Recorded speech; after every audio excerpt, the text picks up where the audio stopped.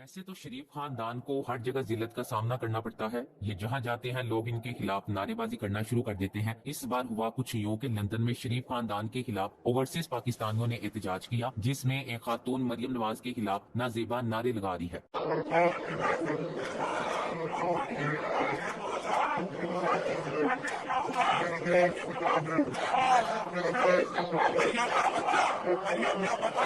यहाँ हम इन नाजेबा अल्फाज की मजम्मत करते हैं क्योंकि एहतजाज करते हुए भी अखलाकियात का दामन नहीं छोड़ना चाहिए। एक औरत को अल्फाज का चुनाव बहुत सोच समझ कर करना चाहिए। वो औरत चाहे फिर कोई आम हो या फिर मरियम नवाज हो, ये सब कुछ शरीफ खानदान की करप्शन और झूठ की वजह से है। सियासत को पैसा हासिल करने का जरिया समझने वाले अवाम के हाथों इसी तरह जलील हुआ करते हैं। जो मरियम नवाज खान को कहा करती थी कि अवाम में निकलो तो पता लगेगा, वो शायद भूल गई थी कि खान तो अवाम में से ही है और अवाम में ही है। ये खुद अवाम में निकलने के काबिल नहीं रहे। बगोड़े इसहाक डार ने कहा था कि मरियम नवाज कौम की बेटी है, इसको जीआईटी के सामने बुलाना कौम की बेइज्जती है। क्या तहरीक इंसाफ के धरनों में आने वाली खवातीन कौम की बेटियां नहीं है जिनकी हर वक्त किरदारकुशी की जाती है? क्या बुशरा बीबी कौम की बेटी नहीं थी जिसकी शादी से लेकर तलाक तक नून लीग के गलीज सोशल मीडिया सेल ने दिन रात किरदारकुशी की? क्या जमाइमा कौम की बेटी नहीं थी जिस पर यहूदन होने का इल्जाम लगाकर हर वक्त किरदारकुशी की जाती है? क्या बेनजीर भुट्टो, शहला रजा और शर्मिला फारूकी कौम की बेटियां नहीं थी जिनको मर्दों की जेल में रखा गया? क्या बेनजीर भुट्टो और नुसरत भुट्टो कौम की बेटियां नहीं थी जिनकी फेक तस्वीरें एडिट करके हेलीकॉप्टर से फेंकी गईं? क्या मॉडल टाउन लाहौर में शहीद होने वाली हामला खवातीन कौम की बेटियां नहीं थी जिनके चेहरे पर गोलियां मारी गई? खान साहब, जितना गंद मरियम नवाज ने आपकी बेगम के खिलाफ अपने सोशल मीडिया से उछाला है, यकीन माने मरियम नवाज इससे कहीं ज्यादा बेइज्जती डिजर्व करती है। मगर आपकी यही अदा हमें पसंद है कि कुत्तों के भौंकने से आपको फर्क कभी नहीं पड़ा। लिहाजा आइंदा भी इस औरत को इग्नोर करें, क्योंकि ये गली मोहल्लों में दरवाजों में खड़े होकर एक हाथ कमर पे रखकर दूसरा हाथ नचा नचा कर लड़ने वाली औरत है। इससे ज्यादा इसकी ना औकात है ना किसी को इसे मुंह लगाने की जरूरत है। काश जुबान की भी कोई प्लास्टिक सर्जरी होती जो इसके मकरूपन को छुपा सकती। इम्पोर्टेड हुकूमत कौम के लिए फैसले कुछ इस तरह करती है। मरियम नवाज ने पेट्रोलियम मसनूआत की कीमतों में इजाफे को मुस्तरद कर दिया। बड़े मियाँ समरी पढ़कर इजलास की कॉल काट दी। रह गए छोटे मियाँ, इन्होंने सरकारी पेन की बजाय अपनी जेब से पेन निकाला और दर्द भरी आवाज में चिल्लाते हुए समरी पर दस्तखत कर डाला। ये मंजर देखकर पास बैठी काबीना फूट फूट कर रोने लगी। पीछे से शैतान उठा और सबके कंधों पर थपकी देते हुए कहा कि सदके जावा तुहाडी अदाकारी थे, तुसी ते साडे भी प्यो निकले हो। झूठ बोलने में शरीफ खानदान बिलखसूस मरियम नवाज का कोई सानी नहीं। झूठ बोलने का मुकाबला हो तो मरियम नवाज अव्वल पोजीशन की हकदार होगी। यूं तो नवाज शरीफ की करप्शन की दास्तानें कुछ कम नहीं, लेकिन इनकी बेटी और अपने आप को शहजादी समझने वाली मरियम नवाज हर तरह के जुर्म में सफ़े अव्वल में मौजूद है, चाहे वो झूठ हो या जालसाजी। मरियम सफदर ने हर इस तरह के काम में अपना लोहा मनवाया है। मरियम नवाज झूठ, जालसाजी और फ्रॉड पर पकड़ी जा चुकी है। मरियम नवाज का मसला ये है कि इसके झूठ जल्दी पकड़े जाते हैं। झूठ पर अगर कोई तमगा मिलता होता, कोई स्कोर मिलते होते, कोई इनाम मिलता होता तो वो सिर्फ मरियम बीबी को मिलता। मरियम नवाज के सारे झूठ और सारे प्रोपेगेंडो से अवाम की वाकफियत हो चुकी है, इसलिए मरियम बीबी हर चाल में नाकाम हो जाती है। शरीफ फैमिली का